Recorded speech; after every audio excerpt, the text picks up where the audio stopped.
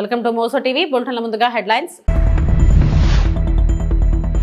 NDA ఉపరాష్ట్రపతి అభ్యర్థిగా Radhakrishnan nomination, Modi హాజరు.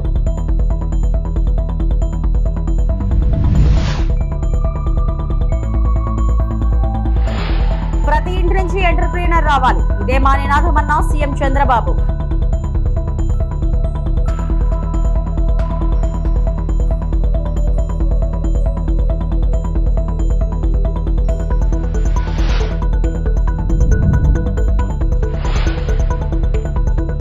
రాజీవ్ గాంధీ జయంతి సందర్భంగా తెలంగాణ ముఖ్యమంత్రి, సీఎం, డిప్యూటీ సీఎం నివాళులు.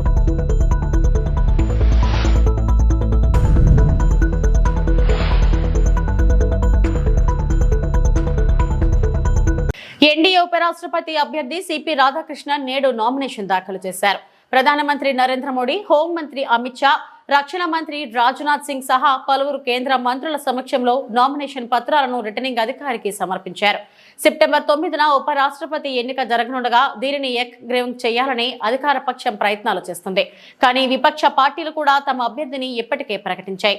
దీంతో ఎన్నిక అనివార్యంగా కనిపిస్తుంది. ప్రతిపక్షాల ఉమ్మడి అభ్యర్థిగా జస్టిస్ బి సుదర్శన్ రెడ్డిని ఏకగ్రీవంగా ఎంపిక చేసినట్లు కాంగ్రెస్ అధ్యక్షుడు మల్లికార్జున ఖర్గే ప్రకటించిన విషయం తెలిసిందే.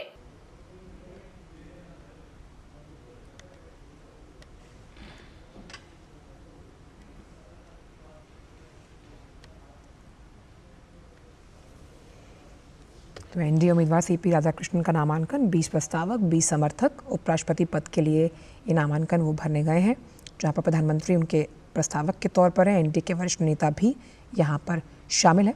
नामांकन के लिए 4 सेटों की ज़रूरत, जिसमें पहला सेट जो है उसमें मुख्य प्रस्तावक प्रधानमंत्री नरेंद्र मोदी हैं। दूसरे सेट के मुख्य प्रस्तावक रक्षा मंत्री राजनाथ सिंह, जिन्हें आप वहाँ पर देख रहे हैं बैठे हुए। इसके साथ ही तीसरे सेट के मुख्य प्रस्तावक गृह मंत्री अमित शाह और चौथे सेट के मुख्य प्रस्तावक केंद्रीय मंत्री ललन सिंह हैं। इस तरह इस पूरे नामांकन प्रक्रिया को अंजाम दिया जा रहा है।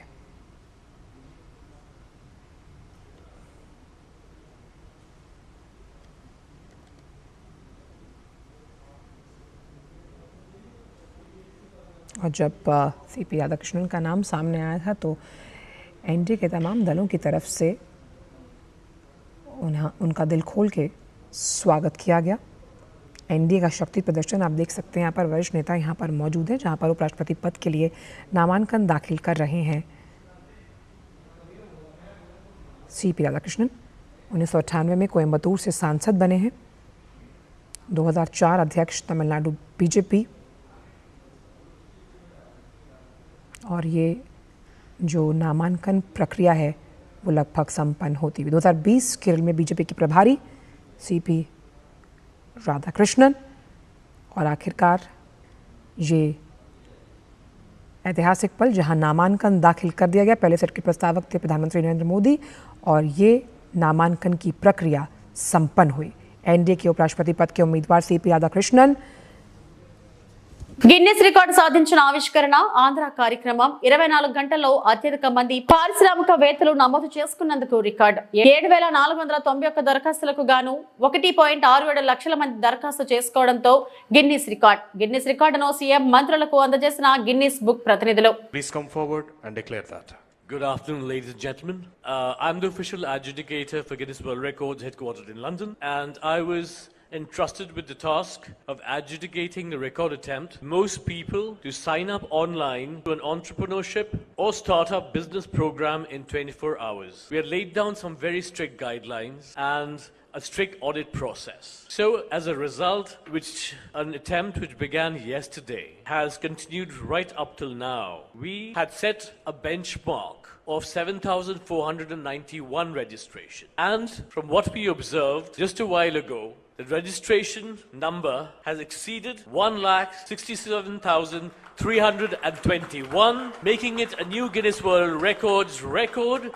So I would like to congratulate the Andhra Pradesh Innovation Society, ITENC Department, Government of Andhra Pradesh for Avishkarana Andhra today on achieving this wonderful record and being now recognized as being officially amazing. And I would like to now present the certificate. Rishi Nadgar, adjudicator, is presenting and will be received by Sri Surya Teja IAS, MD, AP Innovation Society, and also Honorable Minister for IT, Sri Nara Lokesh Garu, in the gracious presence of Honorable Chief Minister of Andhra Pradesh, Sri Nara Chandrababu Naidu Garu. Adjudicator Rishi Nadgaru and Consultant GWR, Guinness World Record, Sri Nishal Barot.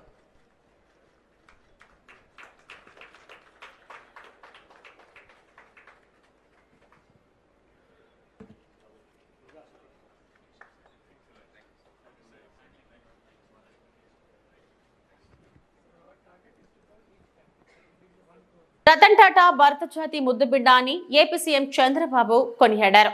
Ratan Tata innovation hub ను CM Chandrababu మంత్రి లోకేష్ ప్రారంభించారు. అనంతరం చంద్రబాబు ప్రసంగించారు. దేశానికి ఏదైనా చేయాలని రతన్ టాటా తప్పించేవారు. సమాజ సేవకు ఆయన జీవితాంతం కృషి చేశారు. ప్రతి ఒక్కరూ డబ్బు సంపాదించాలని చూస్తారు. ఆయన మాత్రం సంపాదించిన డబ్బును సమాజానికి తిరిగిచ్చేవారు. రతన్ టాటా ఆలోచనలు సజీవంగా ఉంచాలని ఇన్నోవేషన్ హబ్ ప్రారంభిస్తున్నాం. ప్రతి కుటుంబం నుంచి ఎంటర్ప్రెన్యూర్ రావాలన్నదే నా నినాదం. గతంలో ప్రతి ఇంటి నుంచి ఒక ఐటీ ఉద్యోగి ఉండాలని కృషి చేశాను. భవిష్యత్ అంతా ఐటీ రంగానిదే అని గుర్తించారు. సరైన ప్రభుత్వ విధానాలు అవలంబిస్తే ఆదాయం, సంపద వస్తుందని చంద్రబాబు అన్నారు. Just now, I heard so many people, their messages, their views, everything. This idea, how it came, I have to explain. Recently, Ratan Tata ji was expired. He passed away. Generally, any small politician will die, all leaders will go. Great contributors for this nation, if he is an industrialist, only industrialist will go there. Then I thought we have to pay respects and also we have to honor what he has done for this great nation. That is the spirit all the way I went to Mumbai. And Government of India also, Amit Shah ji has come. Both Government of India and Government of Andhra Pradesh believes very strongly, if you create wealth creation, then only we can eradicate poverty. Otherwise, it will be a vicious circle. In the journey, I thought how to use this brand. I am also having my own this thing. He was a great man. I know him very well. I worked with him, all new innovative ideas. And also if you see him, the simplicity. I can say very clearly that is the culture of Tata. Very simple, honest to the core. Always I used to say, even with honest way, you can start a company, you can create an empire. That is how Ratan Tata has done. Without any doubt, today I am proud of him. He is a son of this great country. I really respect all his efforts. I met so many occasions. Simple man, high thinking, and also always he want to do something for this great nation. భారత మాజీ ప్రధాని రాజీవ్ గాంధీ జయంతి సందర్భంగా దేశవ్యాప్తంగా ఆయనను స్మరించుకుంటున్నారు ప్రజలు. తెలంగాణ ముఖ్యమంత్రి రేవంత్ రెడ్డి ఈ రోజు సచివాలయం ముందు ఉన్న రాజీవ్ గాంధీ విగ్రహానికి పూలమాలలు వేసి నివాళులు అర్పించారు. ఈ సందర్భంగా ఆయన మాట్లాడుతూ రాజీవ్ గాంధీ దేశ యువతకు స్ఫూర్తి, దేశ సమగ్రతను కాపాడే క్రమంలో ఆయన ప్రాణాలు అర్పించారు. భారతదేశాన్ని ప్రపంచ దేశాలతో పోటీ పడేలా తీర్చిదిద్దిన మహానేత రాజీవ్ గాంధీ అని పేర్కొన్నారు. అమరుడైన రాజీవ్ గాంధీ ఈ దేశ యువతకు స్ఫూర్తి, ప్రజాస్వామ్య పరిరక్షణలో, దేశ సమగ్ర కాపాడడంలో శ్రీ రాజీవ్ గాంధీ అమరులైనరు. గాంధీ వారసత్వాన్ని పుణికిపుచ్చుకున్న రాజీవ్ గాంధీ గారు ఈ దేశంలో పారదర్శకమైన పరిపాలన అందించాలి అంటే సాంకేతిక నైపుణ్యాన్ని జోడించాలి. సాంకేతిక నైపుణ్యాన్ని జోడించినప్పుడే ప్రభుత్వం యొక్క నిర్ణయాలు, ప్రభుత్వం యొక్క సంక్షేమ పథకాలు చివరి పేదవాడి వరకు చేరుతాయని సంపూర్ణంగా విశ్వసించారు.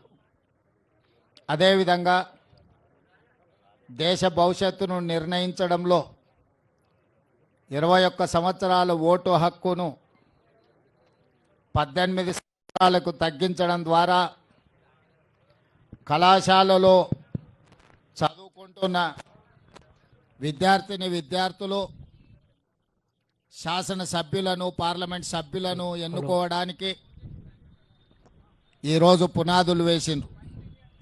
అదేవిధంగా స్థానిక సంస్థల్లో, చట్టసభలలో మహిళలకు సముచితమైన ప్రాతినిధ్యం ఉన్నప్పుడే సమస్యలు చర్చించబడతాయని చెప్పి ఆనాడు మొట్టమొదట స్థానిక సంస్థల్లో మహిళా రిజర్వేషన్లకు పునాదులు వేసింది రాజీవ్ గాంధీ గారు. స్పీకర్ అయ్యన్నపాత్రుడు క్యాంప్ కార్యాలయంలో బుధవారం ప్రెస్ మీట్ నిర్వహించి అనర్హులైన వికలాంగుల పింఛన్లపై స్పందించారు. అర్హత లేకపోయినా ఇప్పటి వరకు వికలాంగుల పింఛన్ను పొందిన వారితో పాటు వారికి సర్టిఫికెట్లు జారీ చేసిన వైద్యులపై కూడా అవసరమైన చర్యలు తీసుకోవాలని స్పీకర్ పేర్కొన్నారు. విలేకరుల సమావేశంలో మాట్లాడుతూ ఆయన తెలిపారు. రాష్ట్ర వ్యాప్తంగా ఇప్పటి వరకు 1,00,000 మంది వరకు అనర్హులైన వికలాంగులు గుర్తించబడ్డారని చెప్పారు. ఈ అంశంపై 2 నెలల క్రితం సీఎం నారా చంద్రబాబు నాయుడుకి తాను లేఖ రాసినట్లు వివరించారు. నిబంధనల ప్రకారం 40% పైగా వైకల్యం ఉన్నవారిని మాత్రమే అర్హులుగా గుర్తించాల్సి ఉంటుందని, 40% కంటే తక్కువ ఉన్నవారిని అనర్హులుగా గుర్తిస్తారని స్పష్టం చేశారు. ముఖ్యంగా ఒక ఇష్యూ మీద మాట్లాడదామని చెప్పి మీ అందరికి వెళ్ళడం జరిగింది. అదేంటంటే ఇవాళ వికలాంగుల పెన్షన్లు మీ అందరికీ తెలుసు, గత ప్రభుత్వంలో దొంగ సర్టిఫికెట్లు పెట్టుకొని డాక్టర్స్ మేనేజ్ చేసి వికలాంగుల పెన్షన్ తీసుకున్నారు. దాని మీద నేను గవర్నమెంట్కి ఒక లెటర్ రాశాను. రాష్ట్రం మొత్తం చాలా మంది దొంగ సర్టిఫికెట్తో వికలాంగుల పెన్షన్ తీసుకున్నారు. ఒక్కొక్కరికి సుమారు 6,000 రూపాయలు పెన్షన్ తీసుకున్నారు. వాళ్ళు వికలాంగులు కాదు, బాగానే ఉన్నారు, కానీ డాక్టర్ మేనేజ్ చేసి గవర్నమెంట్ డబ్బులు తీసుకున్నారు. ఇది చాలా అన్యాయం అని చెప్పి నేను ముఖ్యమంత్రి గారికి లెటర్ రాశాను. రాసేప్పుడు 2 నెలల పైన అవుతుంది. తర్వాత ముఖ్యమంత్రి గారు దాని మీద వెరిఫికేషన్ పెట్టారు.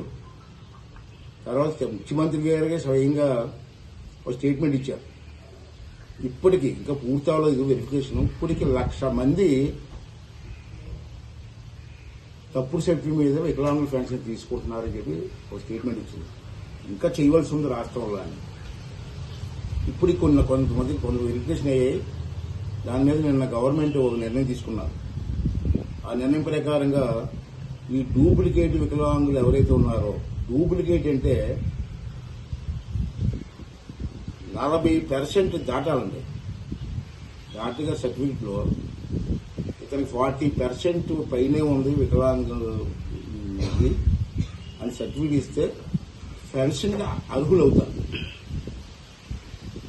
కానీ ఇక్కడ మేము చేసిన వెరిఫికేషన్, గవర్నమెంట్ చేసిన వెరిఫికేషన్లో 40% తక్కువ ఉన్న వాళ్ళు కూడా డబ్బులు తీసుకున్నారు. అది చట్టంలో ఎక్కడా లేదు, కానీ పాత గవర్నమెంట్ ఇచ్చేసారు. వాళ్ళ సొమ్మేం పోయింది, వాళ్ళే పని తీసుకున్నారు, మొత్తం అయిపోయింది. ఇప్పుడు మన ప్రభుత్వం వచ్చిన తర్వాత ఇది చాలా అన్యాయం. నిజంగా వికలాంగులకు ఇస్తే మంచిదే. వికలాంగులు కాని వాళ్ళు కూడా దొంగ సర్టిఫికెట్ పెట్టుకొని ఇంత డబ్బు తీసుకుంటున్నారు. అంచేత దాన్ని ఎక్కడో దగ్గర కంట్రోల్ చేయాలని చెప్పి మేమందరం కూడా చెప్పడం జరిగింది. దాని గవర్నమెంట్ కూడా ఒప్పుకోవడం జరిగింది. దాని ప్రకారంగా రాష్ట్రం అంతా మీకు వస్తుంది అనుకోండి.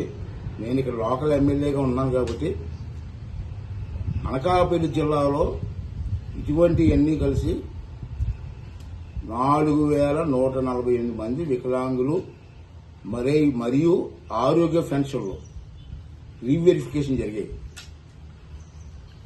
దాంట్లో 40% కన్నా వికలాంగులు తక్కువ ఉన్న వాళ్ళందరినీ కూడా అనర్హులుగా గుర్తించడం జరిగింది. ఇప్పుడు అనకాపల్లి జిల్లాలో 4,148 మందిని అనర్హులుగా డిక్లేర్ చేయడం జరిగింది. దాంట్లో 4,148 మందిలో ఇక్కడ మీకు క్లారిటీ కావాలా, 120 మంది ఆరోగ్య పెన్షన్లు కూడా తీసుకుంటున్నారు. ఆరోగ్య పెన్షన్ అంటే అర్హత ఉన్నట్టు లెక్క. రాజంపేట ఎమ్మెల్యే ఆకిపేటి అమర్నాథ్ రెడ్డి సోదరుడు అనిల్ కుమార్ రెడ్డి కుమారుడి వివాహ రిసెప్షన్ కు హాజరైన మాజీ ముఖ్యమంత్రి వైఎస్ఆర్సీపీ అధినేత శ్రీ వైఎస్ జగన్.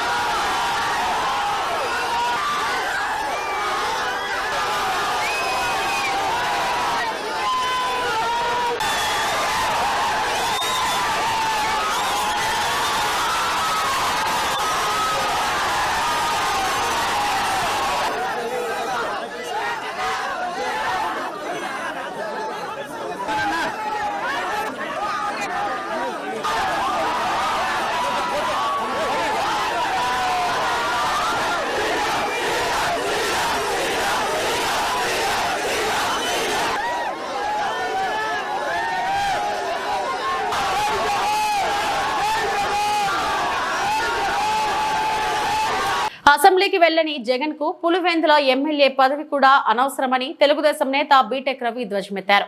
పులివెందుల శాసన సభ్యత్వానికి జగన్ రాజీనామా చేస్తే జెడ్పీటీసీ పదవికి తన భార్య కూడా రాజీనామా చేస్తుందని వైసీపీ సవాల్కు ప్రతి సవాల్ విసిరారు. 2 ఎన్నికలు ఒకేసారి కేంద్ర బలగాల సమక్షంలో జరిపిద్దామని స్పష్టం చేశారు. అంతే, అంటే వాళ్ళ చెంచా బ్యాచ్తో ఇది అట్లా జరగలేదు, ఇది ఇట్లా జరగలేదని ఏమేమో చెప్తున్నారు కదా. ఏమేమో చెప్తూ సెంట్రల్ ఫోర్స్ పెట్టి ఎలక్షన్ జరపమని అడుగుతున్నారు. అంటే అతని మనుషులు, అంటే సతీష్ రెడ్డి కావచ్చు, ఇట్లాంటి. నేనేం చెప్తానంటే, సరే ఇప్పుడు మీరు గెలిచి ఎమ్మెల్యే గెలిచి అసెంబ్లీకి పోలేదు, ఏం లేదు. తర్వాత మీరు ఇప్పుడు పులివెందులలో మమ్మల్ని రాజీనామా చేయమంటున్నారు. ఇదే రాజీనామా నువ్వు కూడా ప్రజల సమస్యలు తీర్చలేదు, ఇంకోటి తీర్చలేదు, నువ్వు కూడా రాష్ట్ర ప్రజలకు నాకు బలం ఉందని ఒక సంకేతం ఇచ్చుకోవాలంటే నువ్వు కూడా రాజీనామా చేసిరా. మేము మా భార్యతో రాజీనామా చేసాం. పులివెందుల మండల జెడ్పీటీసీ, పులివెందుల ఎమ్మెల్యే ఎలక్షన్ 2 కేంద్ర బలగాల దాంతో చేసుకుందాము, నీకు దమ్ముంటే రా అని చెప్తున్నాం. పులివెందుల్లో కూడా ఒక స్ట్రాటజీగా పోతున్నాము. ఎందుకంటే నెక్స్ట్ టార్గెట్ వచ్చేసి మున్సిపాలిటీ ఎలక్షను. అందులో 33 వార్డులు ఉన్నాయి. వార్డుల పరంగా కూడా మేమంతా కొన్ని తీసుకొని తర్వాత కొన్ని ముఖ్యమంత్రితో మాట్లాడేవి కూడా ఉన్నాయి. వాళ్ళ అవన్నీ మాట్లాడేసి మేము కూడా చాలా స్ట్రాటజీగా, మాకు లోకేష్ బాబు గారు కానీ చంద్రబాబు నాయుడు గారు కానీ మనము ఇట్లా స్ట్రాంగ్ కాన్స్టిట్యున్సీల్లో స్ట్రాటజిక్గా పోతే ఫలితాలు ఎలా ఉంటాయనే దాన్ని తీసుకుని దీని ఒక కేస్ స్టడీగా తీసుకొని మనం ముందుకు పోదామని చెప్పినారు. వాళ్ళ డైరెక్షన్లో 100%. ఎందుకంటే కొత్త వాళ్ళని తీసుకోవాలంటే కొంచెం పాత వాళ్ళకి సర్ది చెప్పేటి ఇవన్నీ ఉంటాయి. ఎక్కడ డిస్టర్బెన్స్ రాకుండా 100% చేరికలు ఉంటాయి. సరే మీరు పులివెందులను ఇంకో లెవెల్లో చూస్తారు తప్పకుండా. రైట్ మా. పీపుల్ స్టార్ ఆర్ నారాయణమూర్తి చిత్రాల్లో జీవితపు లోతులుంటాయని నటుడు బ్రహ్మానందం అన్నారు. ఆయన తన కోసం కాకుండా సమాజం కోసం సినిమాలు తీస్తున్నారని ప్రశంసించారు. నారాయణమూర్తి నిరంతరం ప్రజల గురించే ఆలోచిస్తారు. ఈ సినిమా కూడా పేద ప్రజల కోసమే తీశారు. ఒక చొక్కా, ప్యాంటు, అదే ఆయన జీవితం. ఆయన జీవితం మీకు అంకితం. చివరి శ్వాస వరకు మీకోసం కష్టపడుతూనే ఉండాలని కోరుకుంటున్నానని బ్రహ్మానందం అన్నారు. ఆర్ నారాయణమూర్తి ప్రధాన పాత్రలో నటిస్తూ స్వీయ దర్శకత్వంలో నిర్మించిన చిత్రం యూనివర్సిటీ పేపర్ లీక్ ఆగస్టు 22న చిత్రం ప్రేక్షకుల ముందుకు రానుంది. ఈ సందర్భంగా హైదరాబాద్ లో యూనివర్సిటీ చిత్రాన్ని బ్రహ్మానందం ప్రత్యేకంగా వీక్షించారు. అవినీతి బంధుప్రీతి చీకటి బజారు అలుముకున్న ఈ దేశం ఎటు దిగజారు అన్నాడు శ్రీశ్రీ 50 ఏళ్ల క్రితం అనుకుంటా. కాబట్టి ఇవాళన్న మాట కాదని, దాన్ని ఇవాళ వరకు ఎక్కడ ఏ రకమైన సమస్య ఉన్నా ఈయన ఒక అద్భుతమైనటువంటి రీతిలో దాన్ని మామూలు మనుషులకు కూడా అందుబాటులో ఉండాలి అని కష్టపడి సినిమా తీసి మీకోసం, తన కోసం కాదు, తన ఈ చొక్కా, ఈ ప్యాంటు, అదే తన జీవితం మీకు అంకితం. అంతే. అది చివరి శ్వాస వరకు ఇంకా కష్టపడుతూనే ఉండాలని భగవంతుడిని నేను కోరుకుంటూ, చూడండి ఎంత త్యాగం చేసి ఎన్ని అంటే ఎవడే మరి ఇప్పుడు ఇట్లాంటి సినిమాలన్నీ మేము ఏం చూస్తాం సార్, మీరు ఏదో చెప్తారు. ఎట్లాంటి సినిమాలు?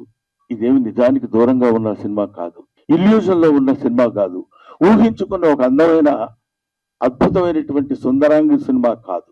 హాయిగా తలారా స్నానం చేసి వచ్చి ఒక నేత చీర కట్టుకున్న స్త్రీలా ఉన్న సినిమా ఇది. ఒక అందమైన స్త్రీలా ఉన్న సినిమా. అందులో నిజాలుంటాయి, వెతుక్కోండి. అందులో బూతులుండవు, జీవితపు లోతులుంటాయి. చూడండి, వెతుక్కోండి, బావిలో బకెట్ వేసి తోడుకోండి. ఒక్కొక్కడు పడుతున్న బాధ చూడు. కొన్ని డైలాగ్స్ అందులో చెప్తున్నప్పుడు నేను వింటే, ఒరే పెద్ద వాళ్ళకి కావాల్స్తే నాది కిడ్నీ కాదురా, ఇంకా చాలా ఉన్నాయి, అవన్నీ అమ్మొచ్చు. పెద్దోళ్ళకి కావాలనుకోరా, బోళ్ళంత డబ్బు పెట్టుకుంటారు. ఏమిటా మాటలు! ఎంత అద్భుతంగా ఇలాంటి సినిమాలు తీస్తున్న వాళ్ళని, ఇలాంటి సినిమాల కోసం పరితపిస్తున్న వాళ్ళని, సినిమా కోసం తీసి, art is for the sake of people, not art is for the sake of our selfs. మాజీ ప్రధాని భారతరత్న స్వర్గీయ రాజీవ్ గాంధీ జయంతి వేడుకలు అంబరాన్నంటిన సంబరాలు. ముఖ్య అతిథిగా వ్యవసాయ market committee chairman Srinivas Goud. Wanaparthy జిల్లా కేంద్రంలో దేశానికి మాజీ ప్రధాని రాజీవ్ గాంధీ చేసిన సేవలు చిరస్మరణీయమని కాంగ్రెస్ నాయకులు కొనియాడారు. రాజీవ్ గాంధీ జయంతి సందర్భంగా బుధవారం వనపర్తి పట్టణ వ్యాప్తంగా ఘనంగా నిర్వహించారు. వనపర్తిలోని రాజీవ్ గాంధీ చౌరస్తాలో జరిగిన కార్యక్రమంలో వనపర్తి పట్టణ అధ్యక్షుడు చీర్ల విజయ్ చందర్ ఆధ్వర్యంలో రాజీవ్ గాంధీ విగ్రహానికి పూలమాలలు వేసి ఘనంగా నివాళులు అర్పించారు. ఈ సందర్భంగా మాట్లాడుతూ మాజీ ప్రధాని భారతరత్న స్వర్గీయ రాజీవ్ గాంధీ జయంతి సందర్భంగా వనపర్తి పట్టణంలోని రాజీవ్ గాంధీ చౌరస్తాలో వారి విగ్రహానికి పూలమాలలు వేసి ఘన నివాళులు అర్పించడం జరిగిందన్నారు. భారత మాజీ ప్రధాని భారతరత్న రాజీవ్ గాంధీ యొక్క 81వ జన్మదినం సందర్భంగా వనపర్తి పట్టణంలో పట్టణ కాంగ్రెస్ అధ్యక్షుడి ఆధ్వర్యంలో మిగతా కాంగ్రెస్ పార్టీ కుటుంబ సభ్యులందరూ, కార్యకర్తలు, మాజీ కౌన్సిలర్లు, మాజీ వైస్ చైర్మన్లు అందరూ పెద్ద ఎత్తున, మహిళలు అందరూ పెద్ద ఎత్తున ఈరోజు వారి జన్మదిన వేడుకలను ఈరోజు ఆనవాయితీ ప్రకారం ఇక్కడ జరుపుకోవడం జరిగింది. రాజీవ్ గాంధీ గారు ఈరోజు మనం ఈరోజు ఈ మొబైల్ కానీ ఇంత అభివృద్ధి చెందిందంటే వారి కృషి వల్లనే ఈ టెక్నాలజీ రావడం జరిగింది. ఈ దేశం కొరకు వారు ఎంతో పాటుపడ్డారు. ఈ దేశం కొరకు వారు తమిళనాడులో వారు ప్రాణత్యాగం కూడా చేసినారు. కాబట్టి వారి గాంధీ గారు, రాజీవ్ గాంధీ గారు ఈ దేశం కొరకు ప్రాణత్యాగాలు చేసింది. కాబట్టి ఈరోజు సోనియా గాంధీ గారు, రాహుల్ గాంధీ గారు కూడా ఈ దేశం కొరకు ఈ యొక్క కాంగ్రెస్ కుటుంబం కొరకు పాటుపడుతున్నారు. భవిష్యత్తులో ఈ కాంగ్రెస్ పార్టీ ఈ దేశం కొరకు ఎన్నో సేవలు చేసింది. కాబట్టి కాంగ్రెస్ పార్టీ భావి ప్రధానిగా రాహుల్ గాంధీని చూడాలని ప్రతి ఒక్క కార్యకర్త కంకణబద్ధుడై పనిచేయాలని కోరుకుంటూ వారి జన్మదిన సందర్భంగా ఈరోజు ఈ కార్యక్రమం నిర్వహించిన పట్టణ కాంగ్రెస్ అధ్యక్షుడికి, చందర్ గారికి, మిగతా అందరికీ పేరున ధన్యవాదాలు తెలియజేస్తూ సెలవు